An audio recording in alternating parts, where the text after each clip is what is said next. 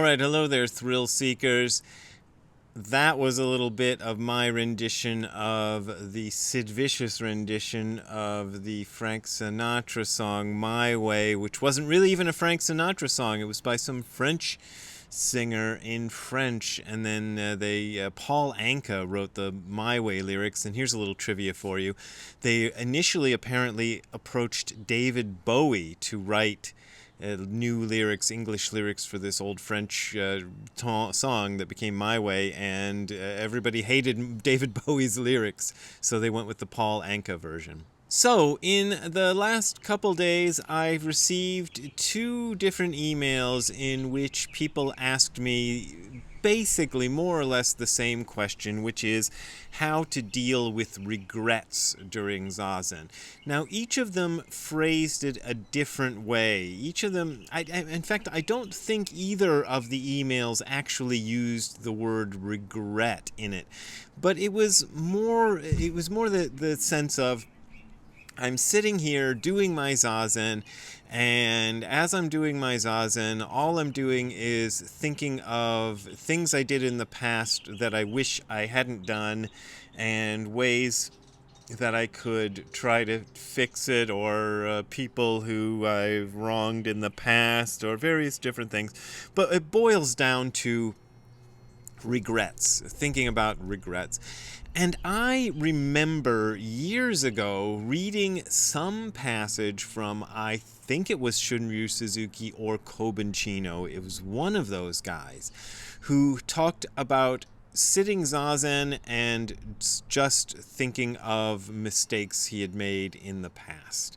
And this is kind of a common occurrence for those of us who sit. And okay, the bottom line for the TLDR version, for all of you who don't want to listen to the rest of this video, is this. Your thoughts are just thoughts. I used to tell people that was the most valuable lesson I ever gained from all my years of doing Zazen, was understanding that my thoughts are just thoughts. And anybody can say my thoughts are just thoughts, and it's very easy to kind of just put it out there. I heard it from my Zen teachers and from the literature that I looked at even before I understood what it meant. But it took years and years of practice before I suddenly saw, like a slap in the face by a giant fish, like in that Monty Python episode, if you ever saw that one where the guy gets slapped by the giant fish. I finally got it. And it just hit me like a ton of bricks, or like whatever metaphor you want to use. My thoughts are just thoughts. So no matter what the content of the thought is, it doesn't matter if it's a thought about a past regret, or a thought about a conquest you want, or a thought about something you shouldn't think about, or anything else, a scary thought, an erotic thought, a neurotic thought, a happy thought, whatever, they're all just thoughts. They're all kind of the same thing. I mean, they're all exactly the same thing. It's energy and chemicals and whatever running around in your brain, and the conscious mind interprets those to have meaning, and those are thoughts. But we get caught up in the minutia of the thought, and we follow it along, and we do something with it, and we play with it like Play-Doh, or like our wee-wee, you just go, ooh, what's that thought gonna do? And once I had noticed that my thoughts were just thoughts, they became very much easier to ignore. It's not automatic. I sometimes get caught up in my own thoughts even now, but it's much less than it was before. Because before it was just like an endless train of stream of saying and thought and thought and thought and thought, just going on and on and on and on and on. And I didn't know how to stop it. And nowadays I just kind of go, oh, there's another one of those thoughts, whatever the thought is. So as far as regrets go, there is a little bit of Buddhist teaching about this, and I wrote about this in my book, The Other Side of Nothing, which not nearly enough of you out there have bought. I just got a royalty statement yesterday, last weekend, I guess, about my various books, and I noticed The Other Side of Nothing was just not big in the sales. It was like 1/10 of the sales of Sit Down and Shut Up. So you guys got to go out and buy that damn book because it's my best book. It is without a doubt my best book, The Other Side of Nothing. Go and buy it. Okay, that's my plug for the day. And here's what I wrote in that book. The Bodhidharma, the book is about Buddhist ethics, and it has a lot to do with the Buddhist precepts, but it gets really deep in some places. This isn't probably one of the deeper parts, but here's what I'm going to read. The Bodhidharma One Mind Precepts version of the precept about dwelling on past mistakes is: self-nature is mysteriously profound. In the midst of unmistakable truth, not to speak of past mistakes is called the precept of no speaking of past mistakes.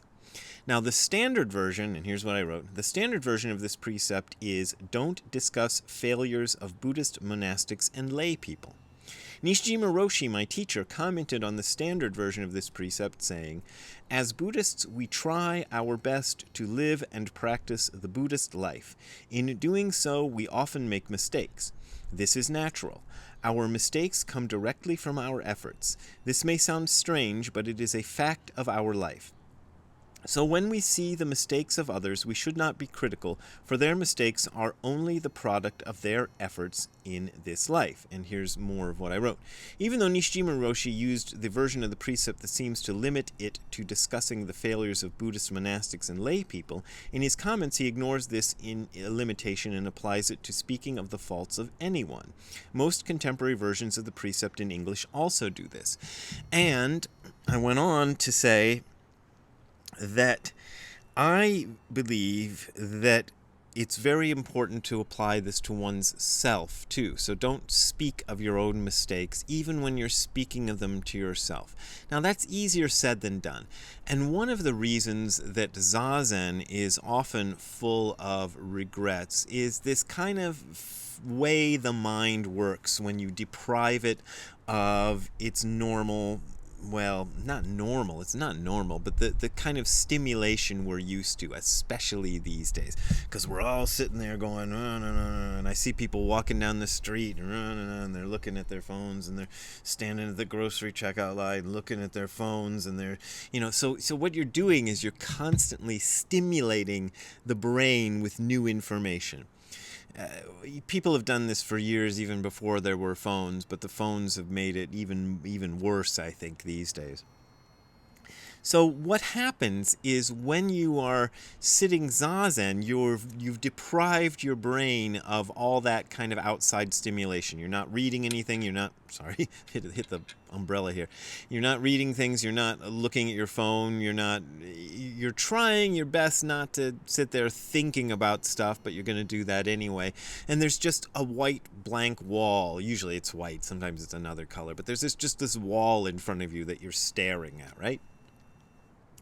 And what the brain does sometimes when that happens is it starts to act like, like a little kid who wants your attention. That's the best way I can think of it. I mean, even though it's my own brain, it sort of starts acting like my nephew used to do when he was like 4 years old. But Brad, what do you think about this? But Brad, come on, you want to talk about this? Man, you want to talk about dinosaurs? You want to talk about fish? You want to talk about dinosaurs and fish? You want to talk about fish, dinosaurs, blah, blah, blah, blah. They just go on and on and on and on and on. And the more you ignore it, the louder it gets. And that's kind of what the brain does.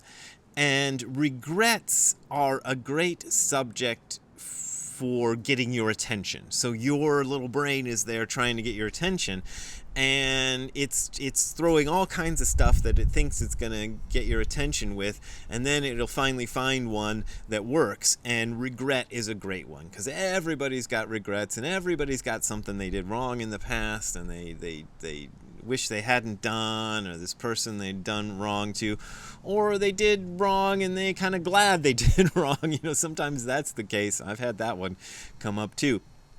But you get this kind of thing, and then the brain just starts to manufacture more of it because you've paid attention to it, and it gets more and more and more, and you get more regrets. And the only thing you can do is ignore it. Now, of course, this is easier said than done, but one of the things that I think is really important about ignoring your thoughts is that it doesn't work to just make a habit of ignoring the thoughts you don't like. Like, it doesn't work to just say, well, I don't want to have thoughts of regret, and I don't want to have thoughts of, I don't know what sadness or death or whatever, I don't know. Whatever the thought is that you don't want. Unwanted thoughts is sometimes a psychiatric term I've heard, and I'm like, geez, they're all unwanted, mostly. Anyway, so it doesn't work. There's no method I know of, and I don't think anybody's ever invented one, to get rid of unwanted thoughts, just the unwanted thoughts, and then have all the nice thoughts. What you gotta learn to do is just regard all thought as just thought and not pay attention to any of it. And this, again, is easier said than done. In my own case, I had learned this advice from my teachers, and I just started trying to do it, whenever I could. If I found myself dwelling on a thought, I used to use little tricks like, okay, I'm just going to follow my breath for a while, or count my breaths. You count your breaths, exhalations from 1 to 10, and then start over again. That's a technique. And most of these techniques, in the end, in the final analysis, become another thought that you're thinking on. So you're just moving from this thought to the other thought. However, I don't completely denounce the idea of doing things like that, because at least it's better to think of your breath and count your breath than it is to think of what you did to Susie in 1978 or whatever. If you're as old as me, you might have memories going back that long. I don't know.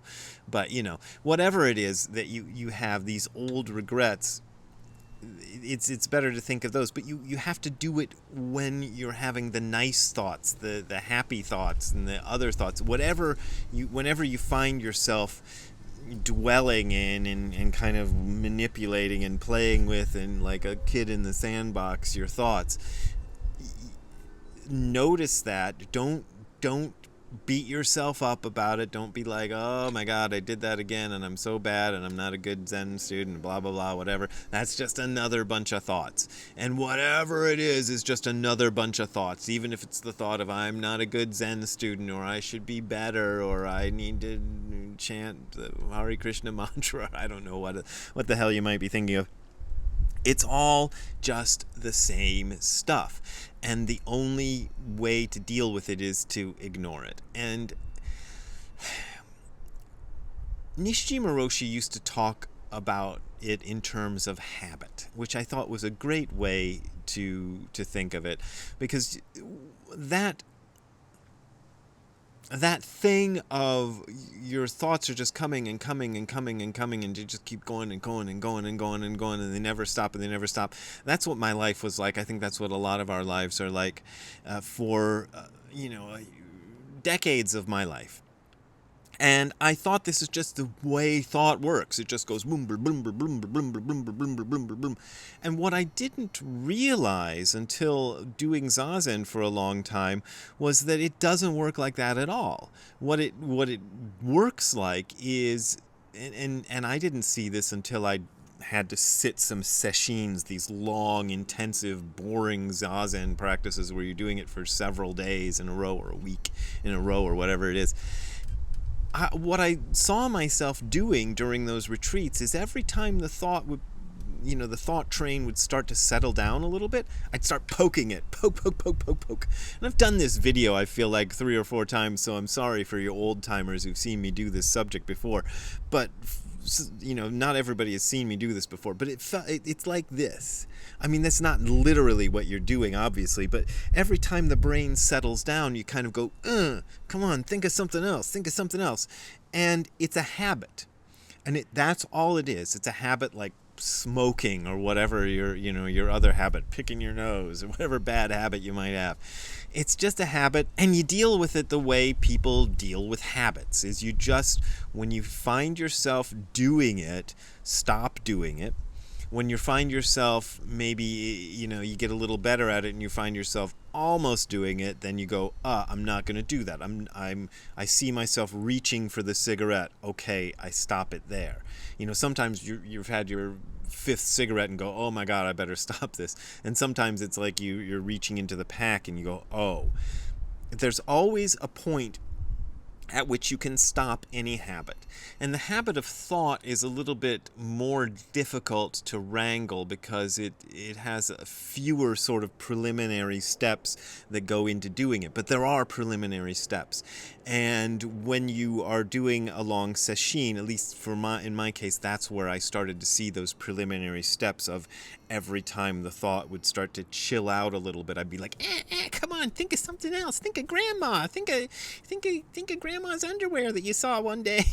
Or some crazy thing like that that will happen in zazen. All kinds of creepy thoughts will start to manifest themselves. But again, as I said in the beginning, regret is kind of a big one for most of us, and the only thing is there's no sort of magic solution. There's no like right away, take a pill and you're done with it. It's just developing a new habit in place of the old habit that you want to replace. I know that, I know you might have been hoping for a, like a zing answer that is gonna fix everything immediately, but there just aren't any. Or if there are, I don't know what they are. Maybe. I doubt that even, I was gonna say maybe some kind of these psychiatric drugs might help, but I kind of doubt even they work that better than just rooting out the habit. But, I'll leave that at that. Anyway, there you go. There's my thoughts about regret. So I hope you enjoyed that. If you want to donate to me not having regrets about not getting donations, that's bad. Anyway, you can go to the URL that you're seeing on the screen below, which is hardcorezen.info/donate. That is hardcorezen.info/donate. And if you're watching this on YouTube, you don't even have to do that.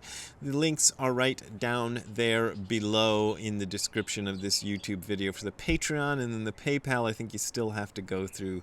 But anyway, maybe I'll fix that so you don't have to go through. Anyway, whatever. But as I always say, you don't got to donate if you don't want to donate, but those donations are how I make my living. So I appreciate your support, and as always, we will see you next time. Have a good time all the time. Bye. Hey Ziggy. What do you regret? Do doggies even have regrets? I bet you don't regret much, do you? You probably don't regret a lot of things. Alright, maybe you regret not barking at a cat or something like that?